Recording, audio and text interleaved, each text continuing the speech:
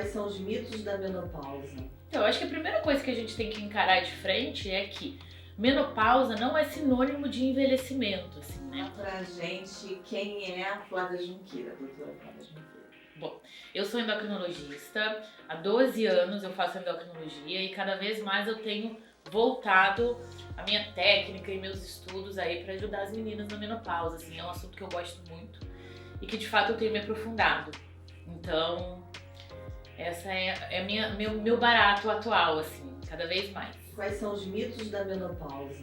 Então, eu acho que a primeira coisa que a gente tem que encarar de frente é que menopausa não é sinônimo de envelhecimento, assim, né?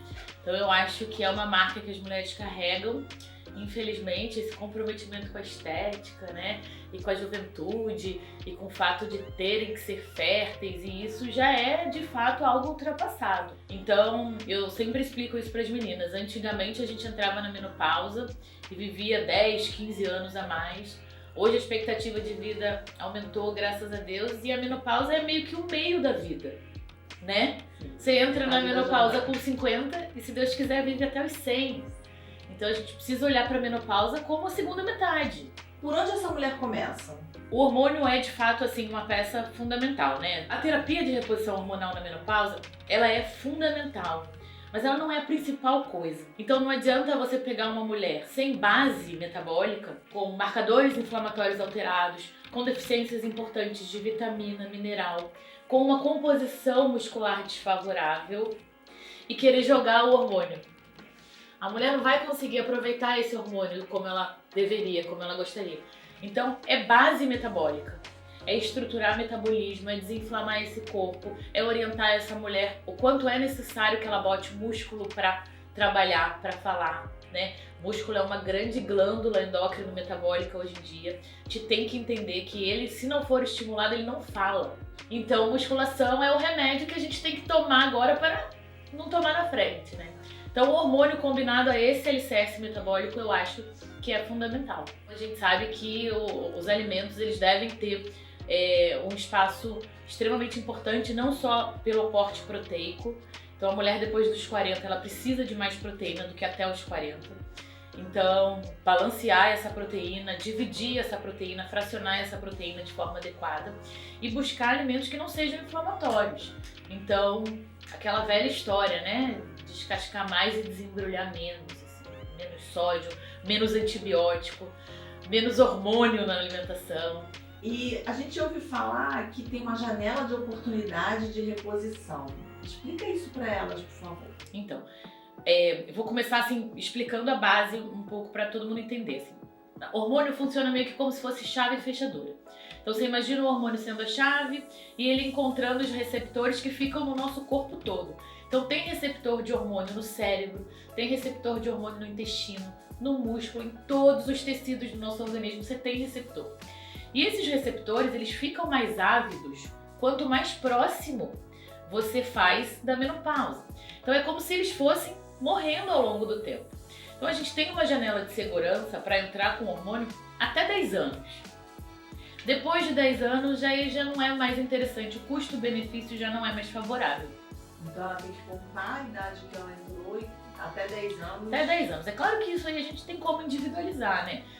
Como eu te falei, se for uma mulher com estilo de vida bacana, poxa, uma mulher que se alimenta super bem, uma mulher que pratica atividade física, e ela de repente perdeu a janela de oportunidade, que são esses primeiros 10 anos, e ela tem uma condição clínica bacana, favorável, a gente pode até pensar em fazer. Mas assim, os estudos mostram que a segurança é até os 10 anos. Maior segurança até os 10 anos. E quanto antes a gente começar, melhor. Muitas mulheres, elas entram em depressão.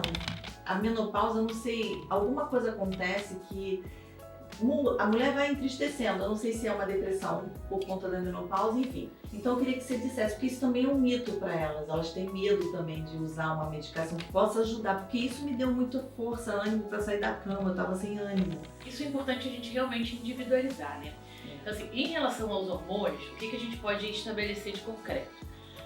Os hormônios, eles estão longe de ser só uma questão de fertilidade. Então, tanto o estrogênio quanto a progesterona, eles já são considerados neuroesteroides. Por quê? Porque eles conseguem modular neurotransmissor. Então o estrogênio e a progesterona que a gente deixa de produzir quando entra na menopausa vai fazer com que esses neurotransmissores sejam diminuídos, assim, a produção seja diminuída. Então a maioria das mulheres entra de fato na depressão. Algumas não conseguem entender que isso é uma depressão, outras entendem um pouco melhor e outras vão ter mais dificuldade de sair dessa depressão. Então em alguns momentos vale a pena a gente associar sim alguma medicação até que esse hormônio exerça de fato o papel dele, né? Que ele tome conhecimento de tudo que ele tem que tomar novamente. Então, assim, é individualizar, é olhar essa mulher como um todo, né? É querer entender de fato o que está acontecendo. O que elas podem fazer para melhorar essa sexualidade e a libido na menopausa? Eu acho que é um pouco de tudo, né? Então, assim, a questão hormonal é de fato importante. Então, existem receptores hormonais, como eu disse, na mucosa vaginal. Então, sem hormônio você não vai ter elasticidade, você não vai ter lubrificação e você não vai ter pensamentos sexuais. Então, assim, precisa do hormônio. Muitas vezes, a mulher quando entra na menopausa, ela deixa de produzir estrogênio, progesterona e a testosterona também cai muito. Porque, na verdade, a testosterona na mulher, ela tem duas vias de produção. Ela pode ser produzida nos ovários e um pouquinho ela pode ser produzida também ali na suprarrenal. Então nem toda mulher quando entra na menopausa vai precisar de testosterona, mas algumas vão. E a testosterona ela também tem esse impacto, né? Na verdade é essa sinergia hormonal. Estrogênio, progesterona, testosterona, o sulfato de dehidroepiandrosterona também tem um peso na libido importante. Você tem achado desse movimento das mulheres na menopausa estarem fazendo esse movimento? Sim. Então cada vez mais eu tenho visto as mulheres engajadas, né, em ter uma saúde bacana no pós-menopausa e entendendo o quanto isso é possível. Então, estruturar a mulher na menopausa não é tão difícil e nem tão caro assim. Então, o principal é a gente ter orientação. Então, movimentos como esse que você está fazendo são fundamentais, porque a partir do momento que a gente tem conhecimento, informação, a gente consegue ir longe. Então, esquecer esse tabu, sabe, do custo. Mas fazer terapia de reposição hormonal é caro? Não, não é caro. Então, hoje em dia a gente tem hormônios com preços super acessíveis. Colocar essa mulher para fazer atividade física não é difícil. Colocar essa mulher para comer verdura e legume não é difícil. Então, é isso, assim. É a gente entender que é possível e a gente cada vez mais se organizar para falar. Quebrar o mito, quebrar tabu e quebrar preconceitos, né, Paty? Que é importantíssimo.